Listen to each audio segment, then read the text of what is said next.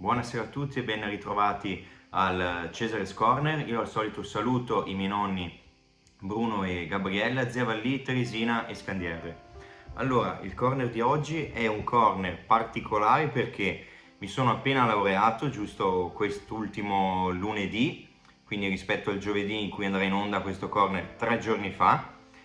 E il corner di oggi sarà un corner sulla mia tesi di laurea che vi avevo già anticipato un paio di corner fa, quella preview su Cardazzo, la Galleria del Cavallino, la sua attività di collezionista, di editore, di gallerista e molto altro.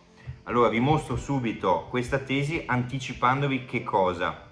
È una tesi di circa 300 pagine, quindi chiaramente non ci può stare in un corner solo. Il punto qual è? Che io appena prima della discussione ero a Parigi. Sono stato 5 giorni, ho visto una valanga di mostre per avere un po' di materiale per i prossimi corner, quindi dovrò per forza far stare tutta la parte di questa tesi in un solo corner perché i prossimi 3 saranno tutti e 3 su mostre che ci sono in corso a Parigi. Perché? Perché altrimenti scalerebbero troppo avanti e quindi siccome alcune mostre finiranno a breve, sono solo delle mostre estive, ci tengo che chiunque di voi abbia modo di fare un salto a Parigi durante l'estate abbia già una vaga idea di quali siano le mostre principali da visitare o meno, e quindi ho un po' di fretta di mandare in onda anche quelle, però essendo fresco di laurea ne approfitto per fare prima il corner sulla mia tesi di laurea. Tesi che vi mostro subito, è una tesi che è stata molto impegnativa. Ci sono voluti 9 mesi circa per farla, molto più di una tesi normale. Di solito ho visto compagni che in 3-4 mesi riuscivano a fare la tesi, qua ce ne sono voluti il doppio, un po' per il Covid, perché questa non è una tesi che è stata fatta su libri, è una tesi che è stata fatta avendo a che fare con l'archivio del Cavallino. Anche qui, perché ho scelto questo argomento, Carlo Cardazzo, perché mi piace l'argomento, perché in tesi di laurea triennale mi ero laureato su un artista spazialista che io adoro, che è Tancredi Parmigiani, e quindi il nome di Cardazzo era già uscito fuori più e più volte. Io nella tesi di laurea triennale avevo scritto un capitolo sul rapporto che c'era tra l'artista spazialista e il gallerista, e quindi qua ho scelto di svilupparlo ancora di più, ma avendo a che fare con l'archivio del Cavallino, che è l'unico archivio esistente di tutto ciò che ruota intorno all'ambito Carlo Cardazzo, perché lui ha avuto 3 gallerie. Ha avuto il Cavallino, che è la prima che viene aperta il 25 aprile del 42, poi però ha aperto alcuni anni dopo la sede del Naviglio a Milano, e infine la Galleria Selecta di Roma, co-diretta con un altro gallerista che si chiamava Vittorio del Gaiso. Quindi di queste 3 sedi il punto è che esiste solo l'archivio di quella del Cavallino, non delle altre 2. Sul Cavallino c'è tutto, anzi c'è troppo, nel senso che quell'archivio è un'immensità, è un pozzo senza fondo, quindi anche lì muoversi all'interno di tutti i dati è stato difficilissimo. Io chiaramente, avendola fatta in pieno Covid, avevo una serie di limiti nella consultazione del materiale di archivio che erano dei limiti molto molto rigidi.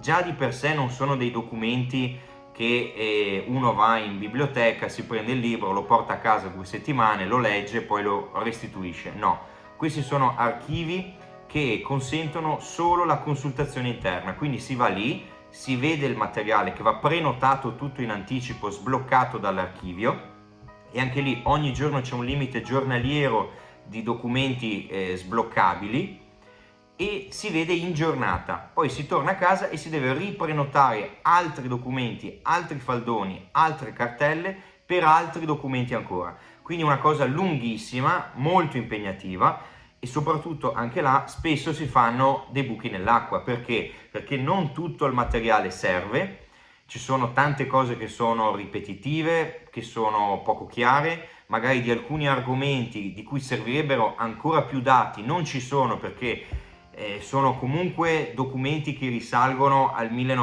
dal 1930, quando Carlo Cardazzo si è avvicinato al collezionismo, fino al 63, data in cui lui scompare. Quindi sono documenti che comunque hanno tra i 90 e i 60 anni. In mezzo ci sono stati incendi, acque alte, problemi di manutenzione, conservazione e archiviazione, quindi tanti dati non ci sono purtroppo, tanti documenti importantissimi sono stati persi.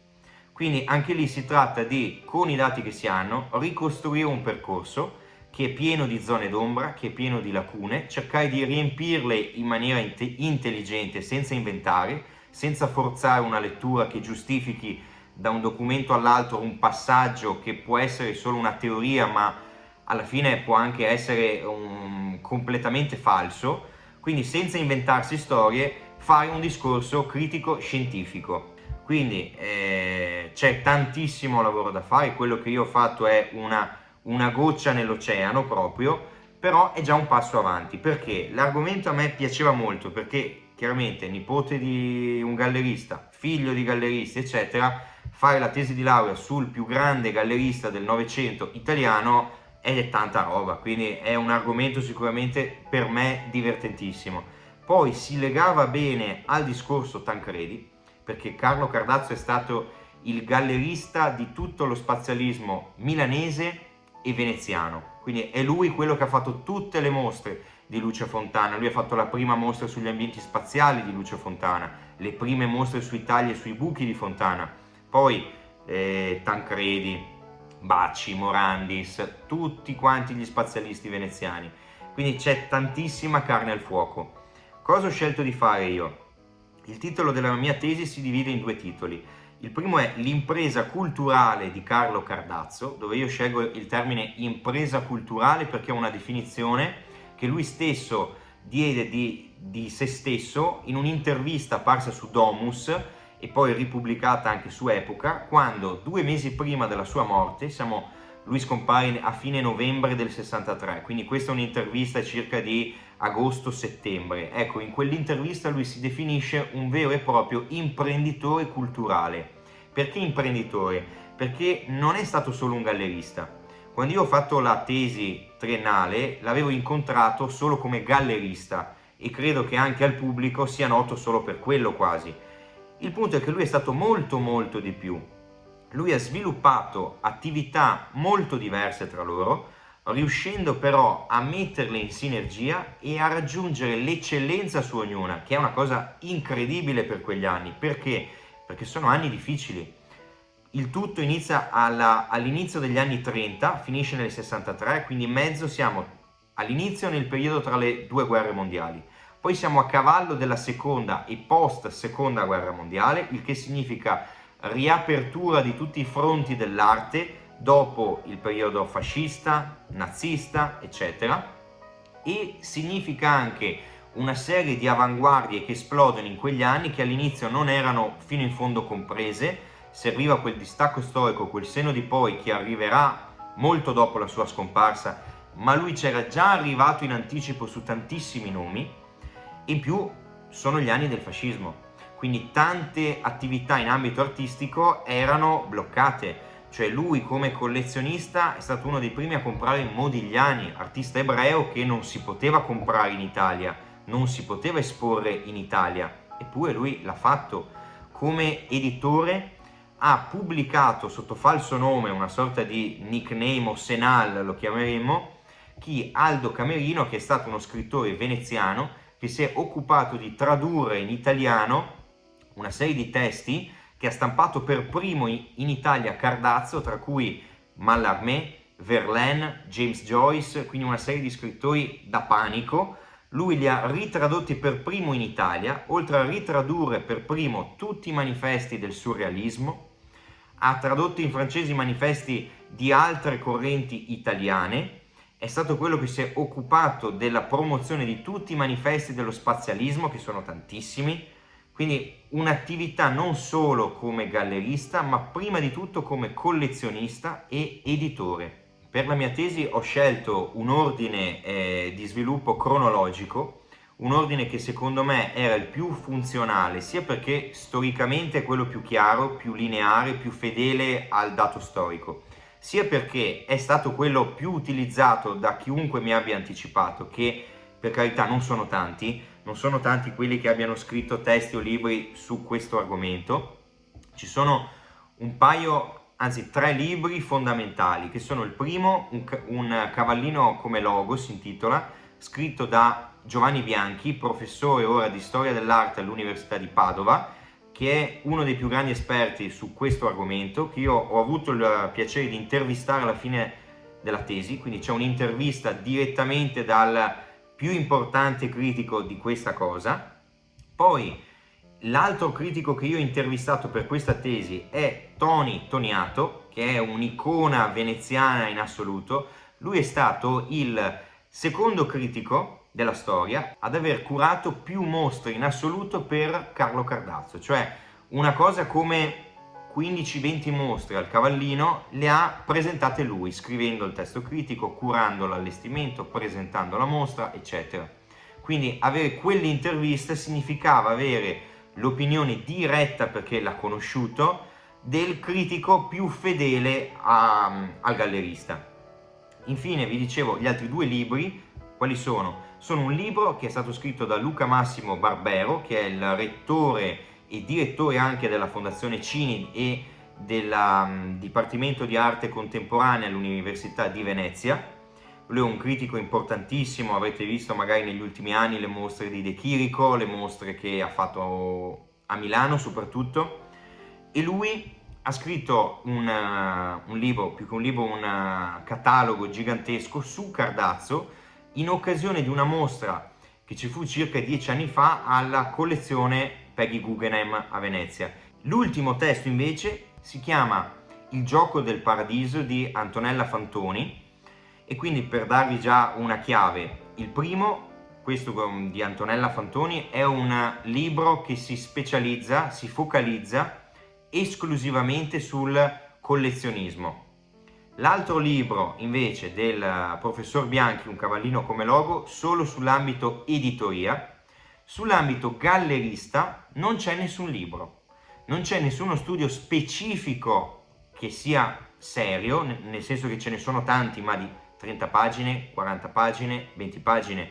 Io ci ho fatto centinaia di pagine su questo, quindi ho preso i materiali di archivio diretti e ho espanso al massimo quel discorso, e vi ripeto, ancora ne manca.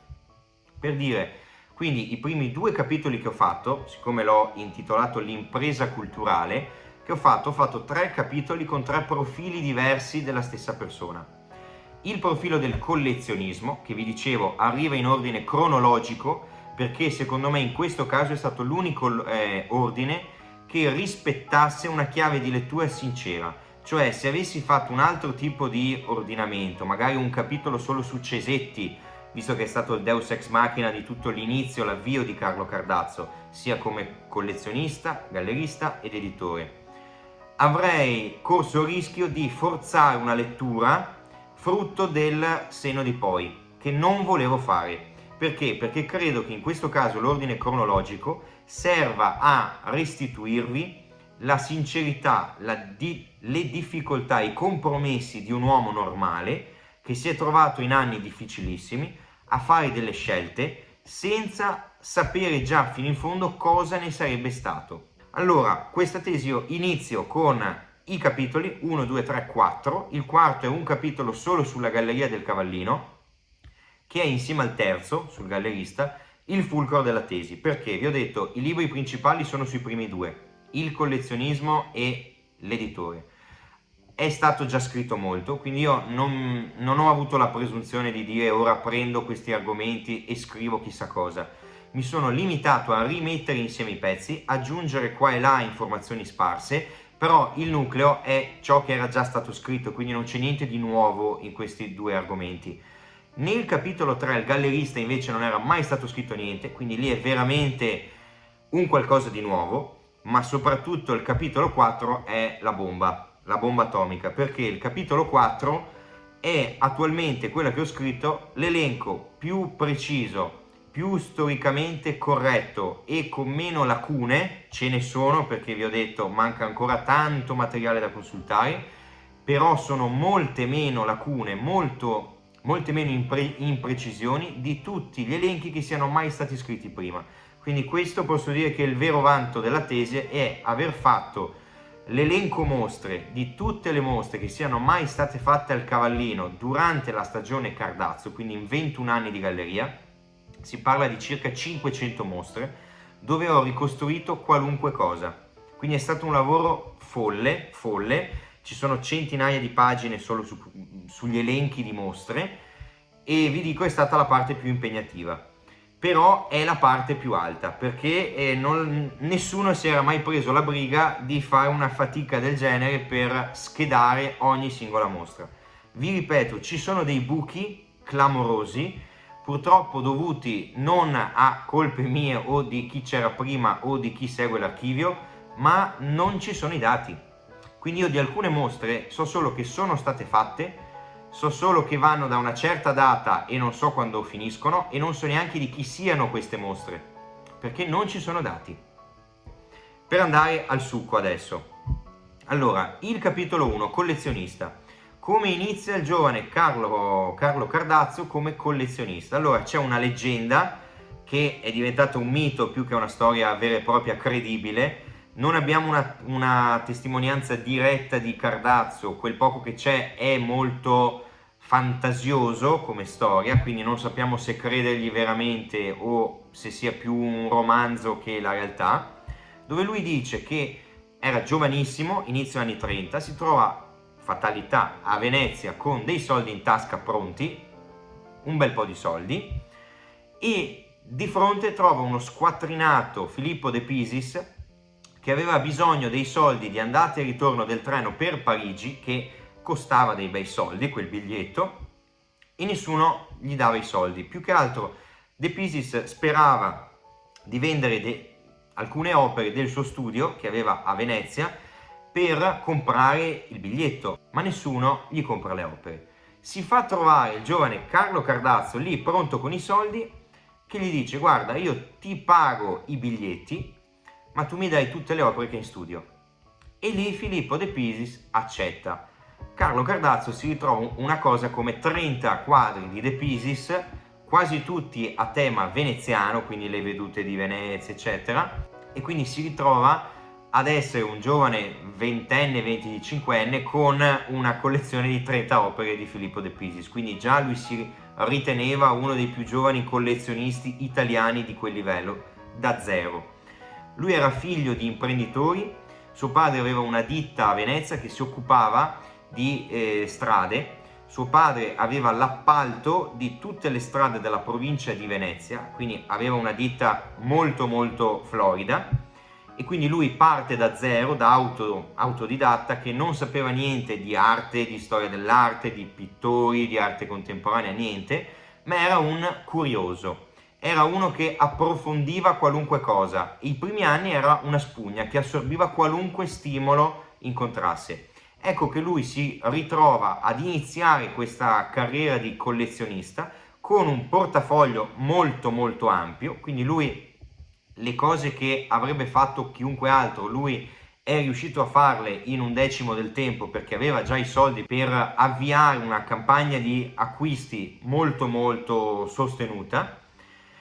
E in quegli stessi anni incontra a Venezia un pittore maremmano che si chiamava Giuseppe Cesetti, un artista che più che come qualità artistica, perché è stato un bravo pittore ma niente di supersonico, la dote più grande era il talent scouting, cioè lui è stato un artista che vedeva prima degli altri i futuri Campigli, Music, De Pisis, eccetera, cioè lui riusciva, aveva delle doti, delle abilità comunicative incredibili, a stringere dei forti legami con tutti gli artisti più importanti, De Chirico, Carrà, Rosai, Soffici, Scipione, Maffai, Tomea, cioè tutti quanti quelli del primo Novecento italiano, li conosceva tutti, era amico di tutti, si scambiava opere con tutti, e lui diventa il braccio destro di Cardazzo, nella misura in cui Cardazzo spesso e volentieri lo incarica, gli dà i soldi in mano, di recarsi negli studi di questi artisti e comprare per ampliare la sua stessa collezione. Ci sono centinaia, anzi migliaia forse, di lettere tra Cardazzo e Cesetti, è sicuramente quello con cui c'è la corrispondenza più ampia di tutti in assoluto.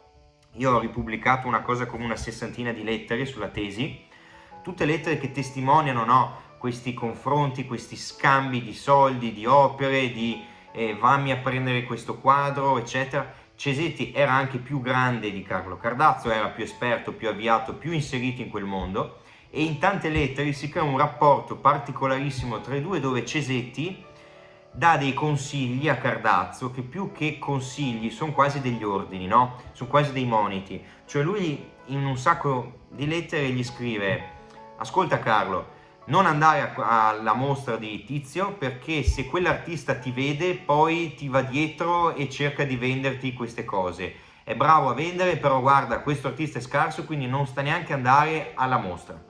In un'altra lettera gli dice: mi raccomando, quando vai in questo posto non fai i complimenti a quell'altro, perché altrimenti si monta la testa, stai con un profilo basso, fai questo e questo. In un'altra lettera: mi raccomando, compra quest'opera, è un affare, fidati di me, io so quel che faccio.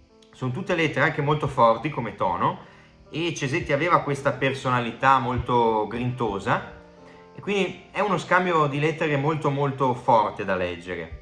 Nel giro di pochi anni, relativamente, si parla di appena un decennio, dall'inizio degli anni 30, dove avviene questo inizio leggendario con le opere di Filippo de Pisis, fino, diciamo, alla fine degli anni 30, siamo a cavallo, no? 39, 40, 41, avvengono un paio di mostre importantissime.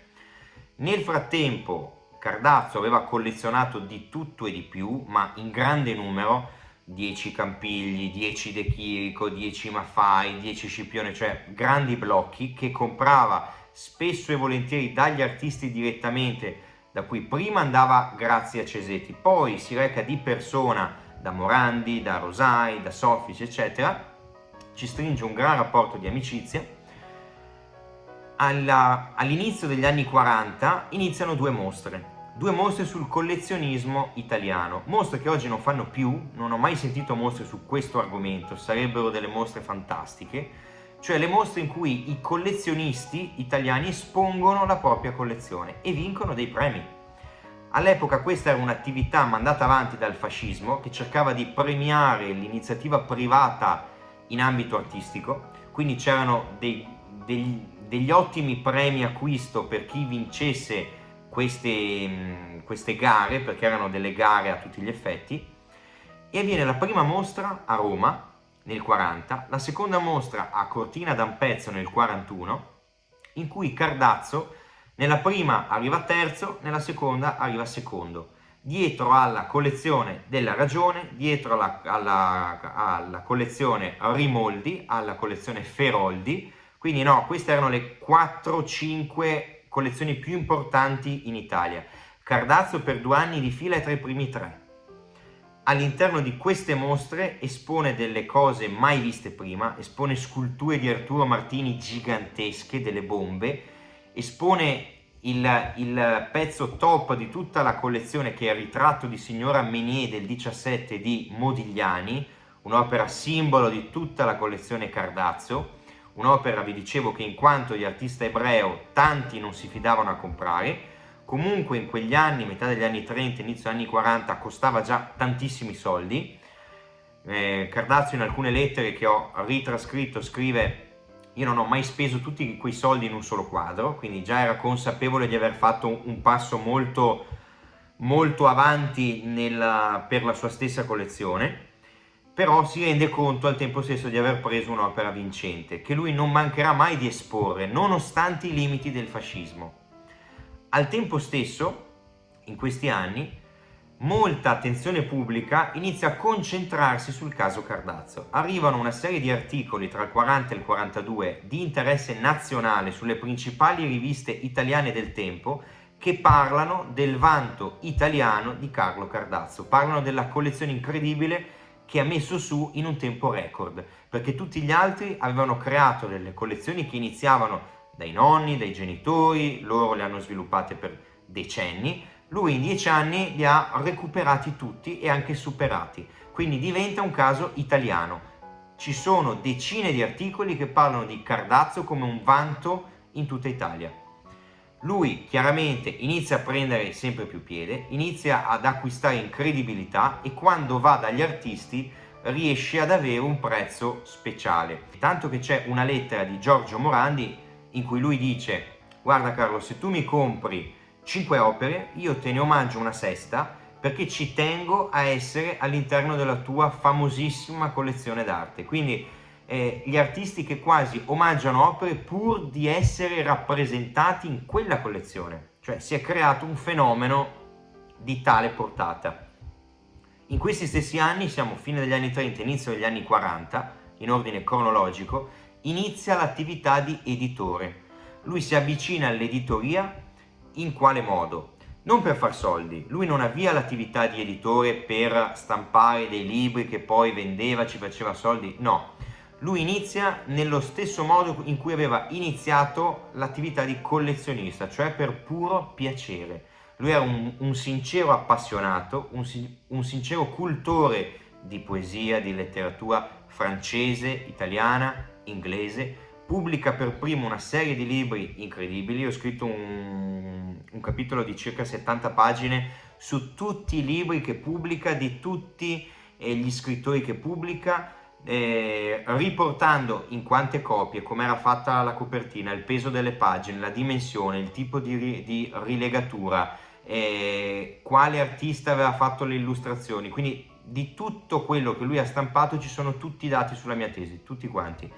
E per dire, lui inizia per almeno i primi 10 anni a realizzare questo tipo di libri, di volumetti, che vengono stampati in tirature molto molto limitate. Si parla di 200-300 esemplari per ogni fascicolo volumetto, che però vengono quasi sempre illustrati da artisti che lui stesso collezionava. Quindi il fatto di dire: no, io stampo anche gratis un libro, ma da un lato, se stampo un libro d'arte su quell'artista gratis, quell'artista poi quando vado a comprare le opere mi fa un super sconto, quindi chiaramente non prende soldi direttamente, ma li guadagna lo stesso indirettamente, perché tanto lui avrebbe comunque comprato le opere di quegli artisti. Al tempo stesso si dà ancora più tono, soprattutto a livello pubblico e politico, perché io vi dicevo, in questi primi 10 anni i libri lui non li vende, li omaggia tutti, stampa 200-300 copie e li regala. A chi li regala però? Io ho cercato di rintracciare, per quanto fosse, ecco, questa una cosa quasi impossibile, una sorta di elenco di personalità a cui lui omaggiava sempre i libri. Tra questi c'erano direttori di orchestra, intellettuali, giornalisti, filosofi, cioè da Sartre, per dire, al ministro Bottai, fascista, a una serie di personalità incredibili che lui voleva che leggessero questi documenti, perché sapeva che poi l'avrebbero intervistato, gli avrebbero fatto fare le mostre, nelle mostre sul collezionismo avrebbe magari preso un premio più alto, un premio acquisto in soldi. Quindi era tutto un modo per ingraziarsi queste persone, ma fornendo loro un prodotto di altissima qualità, tanto che anche in ambito editoria lui all'inizio degli anni 40 arriva ad essere uno degli editori d'arte più importanti in tutta Italia. Quindi no, come collezionista un numero uno, come editore un numero uno, e vedremo come gallerista di nuovo un numero uno. Quindi non quello che fa tante cose ma le fa un po' bene, un po' male. Quello che in qualunque cosa investa il suo tempo, i suoi soldi, raggiunge sempre il massimo. Questa è una cosa incredibile, e soprattutto riuscire a far funzionare tutti questi ingranaggi insieme in maniera tale che uno serva all'altro, che serva all'altro, che serva un altro ancora, cioè tutto concatenato, no? E lui inizia a pubblicare una serie di libri, di volumi incredibili, tra cui il numero unico del Cavallino. Ecco, per chiunque leggesse la mia tesi, volesse averne copia, io vi invio il PDF con la tesi integrale, quindi troverete poi tanti spunti tra questi. Quindi vi lascio 2 o 3 nomi. Il volume unico del Cavallino è il libro principale che lui ha fatto, un libro che raccoglie una cosa come una trentina di poesie di poeti importantissimi, da Ungaretti a Montale a Pascoli, quindi delle cose fantastiche, molte di queste scritte apposta per quell'uscita, e ad ognuna di queste è associata un'opera incisa, un'incisione di Campilli, De Pisis, Carrà, Cesetti, De Chirico, Arturo Martini, Marino Marini, eccetera. Quindi no, è un connubio di letteratura e arte che ha qualcosa di incredibile. Detto questo, lui poi pubblica per tanti anni, dopo una decina d'anni dice ok, ora siamo pronti per metterli in vendita. Quindi aumenta di brutto il numero di copie, va a 1000, 2000, 3000 copie di ogni singolo volume, inizia a venderli.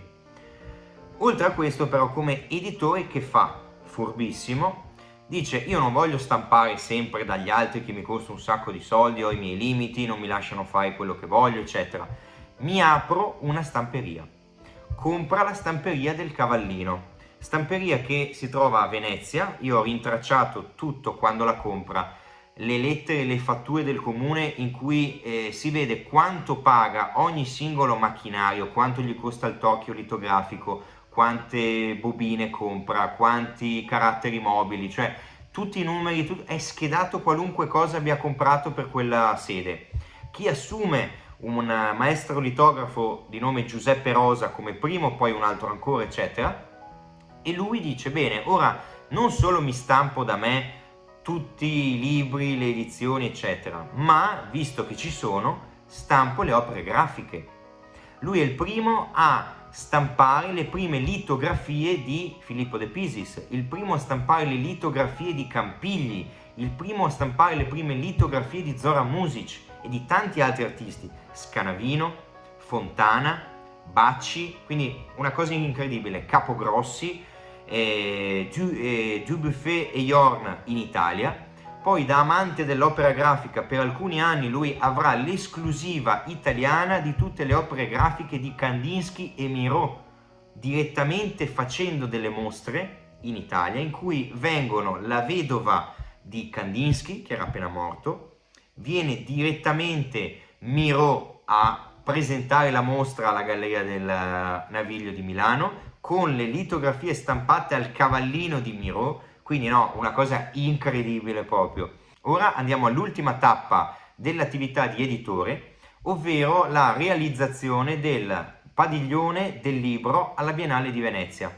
È un padiglione che viene creato da Carlo Scarpa, che fa spendere una montagna di soldi di progetto eccetera a Cardazzo, tanto che poi si arrabbia in alcune lettere, gli dice ma come Carlo, ma quanti soldi mi hai fatto spendere, il preventivo era la metà e più tutte le spese di trasporto, materiali eccetera, quindi se la prende anche un po' perché aveva speso una follia.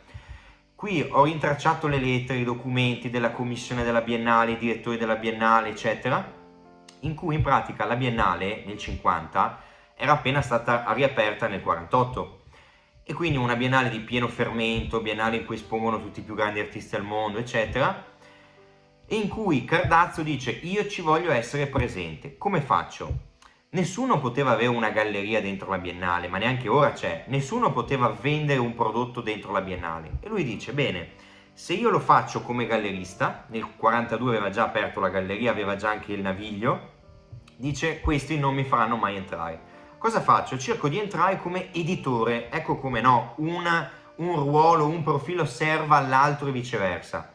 E dice bene, io allora faccio in questo modo, costruisco un padiglione del libro in cui vendo solo libri d'arte, realizzo libri su misura sui principali artisti che espongono alla Biennale, quindi anziché far stampare alla Biennale un catalogo unico fatto in maniera magari un po' superficiale dove ci mettiamo dentro 1000 artisti, io faccio dei singoli libri fatti molto meglio su questi singoli artisti e sulle loro mostre e li vendo dentro la Biennale. E cosa faccio? Una parte del guadagno dei libri va direttamente alla Biennale e il padiglione lo costruisco completamente a mie spese, chiamando l'architetto migliore di Venezia di quegli anni, Carlo Scarpa.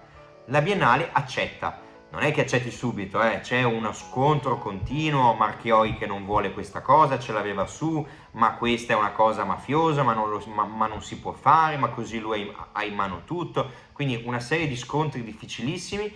Alla fine si trova l'accordo, Cardazzo spende una montagna di soldi per riuscire a entrare in Biennale, ma si ritrova nel 50 con l'unico padiglione che possa vendere un prodotto esterno in mano a un privato, che fa furbissimo.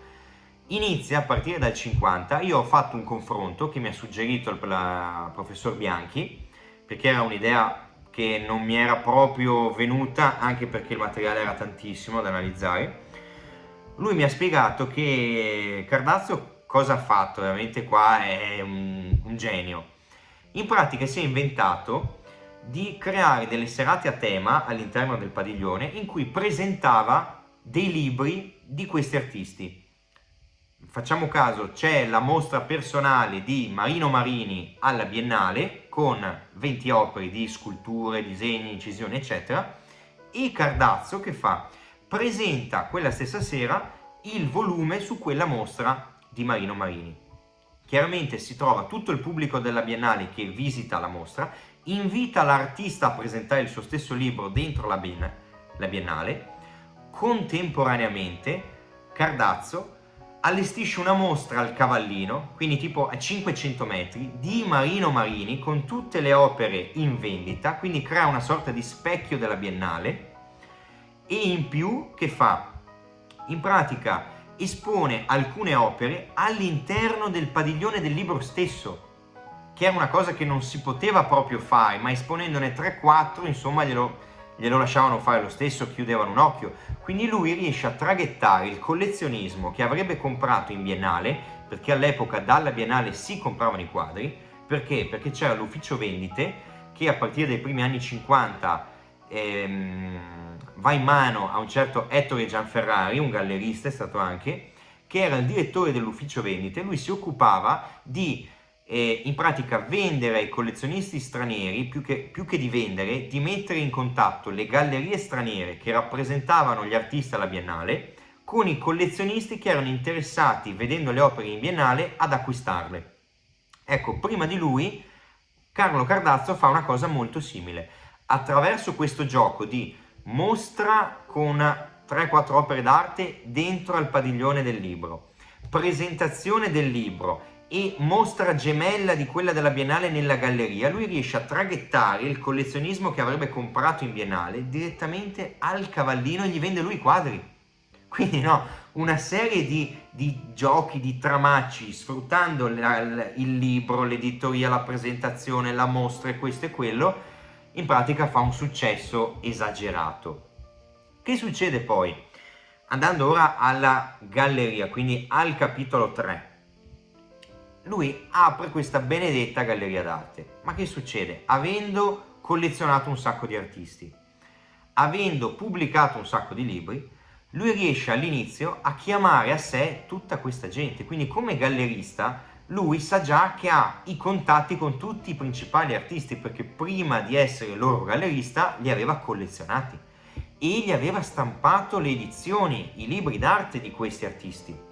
Quindi riesce ad ottenere delle mostre a costo bassissimo di artisti importantissimi, una dietro l'altra, che nessuna galleria poteva fare. Quindi lui da zero parte subito in sesta. Parte come un treno. Alla cerimonia di inaugurazione il 25 aprile del 42 della Galleria del Cavallino, lui sceglie la festa nazionale a Venezia di San Marco. Chi invita? Invita il ministro Bottai, che però non andrà, manderà un suo inviato. Viene all'inaugurazione il direttore del Teatro La Fenice di Venezia, viene il rettore dell'Università di Padova. Anche qui non è mai successo nella storia, vi assicuro, che il rettore dell'Università di Padova andasse all'inaugurazione di una galleria d'arte a Venezia. Mai successo una cosa del genere. Per Cardazzo lo fanno.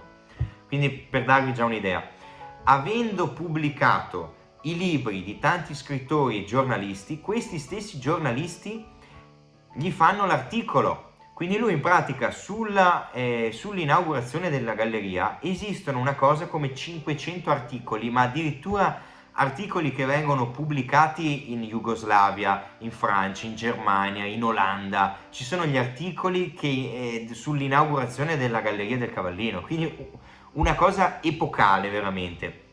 E lui apre questi primi anni di galleria, diciamo dal 42 fino al 48-50, esponendo quasi solo gli artisti che lui aveva collezionato, perché li conosceva, perché sapeva che funzionavano, perché li aveva esposti alle mostre delle collezioni, perché iniziava a venderli con una certa frequenza. quindi fa tutte mostre su Campigli, Marino Marini, De Chirico, Carracci, Seti, De Pisis, Giorgio Morandi, tutta questa gente qua. E che fa? Fino al 48-50 espone questi nomi, poi, vi dicevo, inaugura la Biennale, no? Nel 48 riparte. Allora lui, sfruttando questo ufficio vendite della Biennale, sfruttando il padiglione del libro, lui in pratica, essendo dentro alla Biennale, sa prima ancora che inauguri, con un anno di anticipo, sa già tutti gli artisti che espongono. E io vi dicevo, il suggerimento che mi ha dato il professor Bianchi, qual è stato? Cesare, prova a confrontare quali mostre ha fatto Cardazzo durante i periodi di apertura delle biennali con gli artisti che esponevano alla Biennale. Ecco che ho trovato tutti gli artisti stranieri, che inizia perché il gallerista fino al 48-50 non espone mai neanche un solo artista straniero o emergente. Tutti grandi nomi del Novecento italiano, già quasi ormai storicizzati. A partire dalla Biennale, da quando lui si inserisce nel 50, iniziano una serie di mostre più brevi su artisti stranieri emergenti. Con questa dritta io sono andato a confrontarli, ecco, erano tutti artisti che esponevano alla Biennale, quindi lui sfruttava questo giochino, no? Di fare la mostra a specchio e dire, bene, voi alla Biennale vedete questo artista qui che espone solo 3 opere, perché magari è un artista emergente, quindi non c'ha la sala personale, c'è solo 3 opere. Se voi venite qui al Cavallino, fate 300-400 metri, trovate invece una mostra con 40 opere, tutte in vendita, ancora più belle, più rappresentative, più tutto. E quindi lui gioca su questo doppio colpo, biennale, libro, edizioni e mostra, per vendere un sacco di quadri. Io allora come gallerista, nella parte gallerista, inizio a rintracciare tutte le lettere. Per fare cosa? Per cercare di comprendere tutte le dinamiche commerciali del tempo. Io ho trovato una serie di dinamiche, di formule commerciali che non erano mai state analizzate prima, tipo non so come faceva Cardazzo i contratti di esclusiva, quali erano le quote, quali erano le percentuali, come si metteva d'accordo con i galleristi. Esempio, ho trovato dei contratti di esclusiva con le opere di Cesare Zavattini, un artista del tempo, in cui Cardazzo firma un contratto a doppia mano, il contratto lo redige Campigli e lo firma Cesare Zavattini, Carlo Cardazzo e Barbaroux, un gallerista di Milano con cui Carlo Cardazzo aveva una serie di contatti, di prestiti per opere in mostre, eccetera. In questo contratto si spiega che l'artista si impegna a cedere per 3 anni tutte le opere che fa, distribuendo un 60% a Cardazzo, un 40% a Barbaroux, con questi prezzi a Cardazzo, questi a Barbaroux, in cambio chiede tot soldi al mese per queste opere, nel caso produca il surplus vale tot soldi ogni opera, da darsi ogni mese prima del mese, quindi no, tutto schedato alla perfezione. Oltre a questo ho rintracciato dei contratti di esclusiva, ancora, magari con De Pisis. Cardazzo ha avuto l'esclusiva di De Pisis a soggetto veneziano, perché con la galleria a Venezia vendeva tantissimo agli stranieri i quadri di De Pisis con le vedute di Venezia, quindi De Pisis era libero di fare le altre opere e venderle a chiunque, ma le opere a tema veneziano per 2 o 3 anni le può comprare solo Carlo Cardazzo. Con Campigli uguale, con tanti artisti stessa cosa. Poi ho rintracciato come avveniva la selezione degli artisti, com'è che Cardazzo sceglieva chi esporre e chi no, perché ci sono tanti artisti famosi che non hanno mai esposto con lui. Quindi com'è che gli sceglieva? E anche qua decine di lettere. Come avveniva la programmazione delle mostre? Erano gli artisti che andavano da lui, era lui che chiamava gli artisti, andava a casa, vedeva lo studio, oppure loro andavano con le opere sotto mano e gliele mostravano. E anche qui serie di interviste. Quindi ho sviluppato una serie di temi dal punto di vista delle dinamiche commerciali interessantissime, che dimostrano come lui negli anni 40 fosse veramente avanti, perché 3/4 di queste dinamiche in quel tempo erano all'avanguardia, se vogliamo, e il bello è che molte di queste tutt'oggi si fanno ancora. Quindi lui non dico che le abbia inventate, però in quel periodo, in quel luogo, era l'unico a farle. Manovre che si fanno ancora oggi.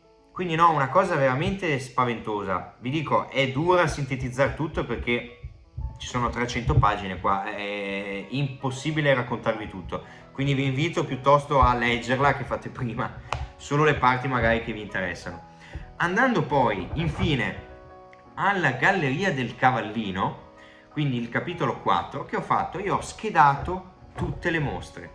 Qui ci sono in pratica schedate ogni singola mostra che è stata fatta al Cavallino con l'artista, chi ha presentato la mostra, quante opere esposte, di chi, da che data a che data, com'è il titolo del catalogo, chi era presente. Quindi un elenco allucinante, ci sono 500 mostre qua dentro che testimoniano tutta l'attività espositiva del Cavallino sotto Carlo Cardazzo. Che succede allora? Oltre a schedare tutto, che vabbè uno lo fa, è un bel elenco che serve perché uno ha idea di quante mostre abbia fatto Tizio in tale posto. E che ho fatto allora? Siccome la cosa più interessante, più che l'elenco e basta, secondo me era il fatto di rintracciare delle ricorrenze all'interno delle mostre, che ho fatto? Mi sono messo a contarle una ad una. Quindi è stato un lavoro da spararsi veramente, perché 500 mostre e passa non finiva più. Ho contato la durata in giorni di ogni singola mostra, tracciando delle medie anno per anno della durata media di ogni mostra. Ho tracciato il grafico di quante mostre in media faceva l'anno. Ho tracciato il grafico di quanti giorni di interruzione tra una mostra e l'altra c'erano e quanti ogni singolo anno. Ho elencato la classifica degli artisti più esposti in personali e collettive in 21 anni. Poi la classifica di quanti critici d'arte hanno partecipato alle mostre, chi di più, chi di meno. Poi la classifica di quali artisti hanno esposto una sola volta o solo 2 volte e in quali ambiti. Quindi per comprendere quali fossero le tendenze generali. Cosa è uscito fuori? Che in pratica lui faceva una media, per andare proprio al succo perché è una quantità di dati mostruoso, io ci ho messo ad analizzarli, ci ho perso non so quante diottrie. In pratica è uscito fuori che lui faceva una media di circa 25-26 mostre all'anno. Follia. Al mondo oggi nessuno fa una cosa del genere, cioè significa più di 2 mostre al mese, quindi in media una mostra ogni 10 giorni quasi, arrivando a dei picchi di 32 mostre l'anno, cioè 32 mostre l'anno è qualcosa di mai visto prima. Una galleria d'arte che si specializza in mostre di breve durata, quando proprio sono dei fenomeni, ne fanno una al mese. Ecco, lui ne fa 3 al mese, quindi qualcosa di mai visto prima. Un'attività continua. La durata media di chiusura delle mostre, e anche qua stupefacente, è di 14 giorni l'anno. Ci sono una serie di anni dove lui la Galleria del Cavallino la chiude in tutto l'anno 1 giorno o 0 giorni. Quindi finisce una mostra in questo giorno, il giorno dopo inaugura un'altra mostra. 2 a 2 settimane, finisce, il giorno dopo ne inaugura un'altra, ne inaugura un'altra.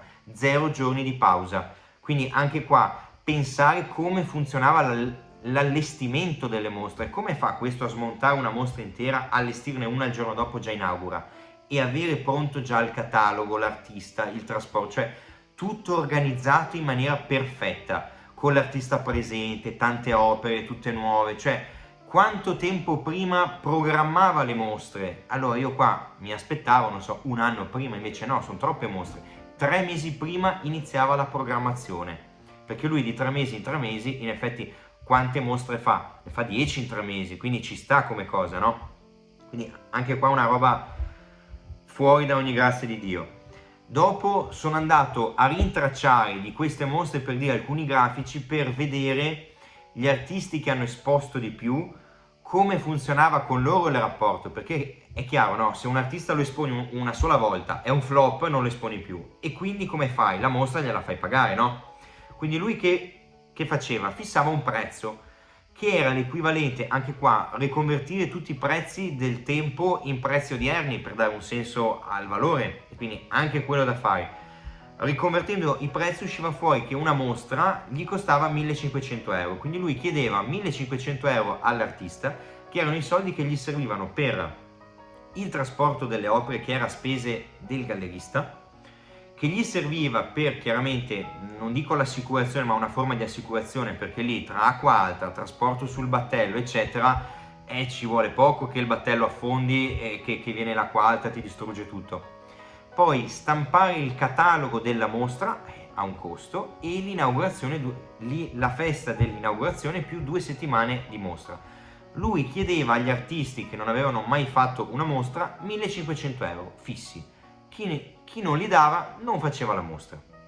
Poi, se l'artista chiaramente era Campigli, che è stato l'artista più esposto al Cavallino, io se non sbaglio ho rintracciato una cosa come 42 mostre di Campigli in 21 anni, quindi 2 mostre l'anno, una cosa pazzesca, solo al Cavallino. Poi ne avrà fatte altre 30 al Naviglio e 20 a Roma, quindi ha esposto 100 volte con Cardano, cioè 100 mostre dello stesso artista in 20 anni, è una cosa fuori da ogni limite. Nessuno al mondo oggi fa una tale attività espositiva dello stesso artista, ecco. E chiaramente a Campigli, esponendo 40 volte, non gli puoi chiedere i 1.500, no? Che fai allora? Gli chiedi l'opera. Ma anche qua non è che sempre gli chiedi l'opera. Allora avviene una serie di giochetti del tipo: una volta gli chiedi l'opera, un'altra volta gli dici: guarda, facciamo la mostra di opere grafiche, te le stampo io gratis, tu come artista, siccome le fai, te ne becchi 100, però ne stampiamo 250, le altre 150 le tengo io, 50 mi coprono le spese della mostra, della carta, eccetera. Le altre 100 le uso per fare la mostra, per venderle, c'ho il guadagno. Quindi un sacco di accordi diversi in base al tipo di mostra, al tipo di artista, se aveva già esposto, mai esposto, eccetera. E nella mia tesi ho intracciato una quantità di documenti su queste cose infinita. Quindi una tesi allucinante che si conclude con un'analisi dello spazio fisico della galleria, che è una cosa che a me interessava molto, perché siccome spesso al corner vi parlo di allestimenti, che a me piace, da curatore e critico faccio anche allestimenti, chiaramente, ho detto: ma come funzionava un allestimento dentro la galleria del Cavallino? Bene, andiamo a capire com'era fatta la galleria, quindi piantina della galleria. Chi l'ha fatta la galleria? L'ha fatta di nuovo Carlo Scarpa. La prima galleria del Cavallino, che apre nel 42, era in un luogo fatta su progetto di Carlo Scarpa, e quindi quanto era grande, quanti metri quadri, quante sale espositive, quanti corridoi, cosa esponeva di solito in ogni luogo. Allora no, in un corridoio stretto lui ci fa fare una vetrina, nella vetrina ci espone le opere grafiche, le edizioni del Cavallino, i libri, e lì li vende. Poi come funzionava magari la divisione in sale? Nella prima sala, che aveva la vetrata, ci metteva questo tipo di opere e il manifesto della mostra. Nell'altra sala, che era dietro ma più grande, ci mettiamo queste altre opere qua. Al tempo stesso il magazzino, l'ufficio, come funzionano? Nel magazzino ci metto un po' di opere degli artisti che seguo, che non vengono mai esposti però, in maniera tale che se arriva un cliente che magari non era riuscito a esserci nella mostra prima, che è appena chiuso, che era una mostra di, non so, di De Chirico, io ho 3-4 opere lì pronte dentro il magazzino. Poi l'ufficio, cosa c'è in ufficio?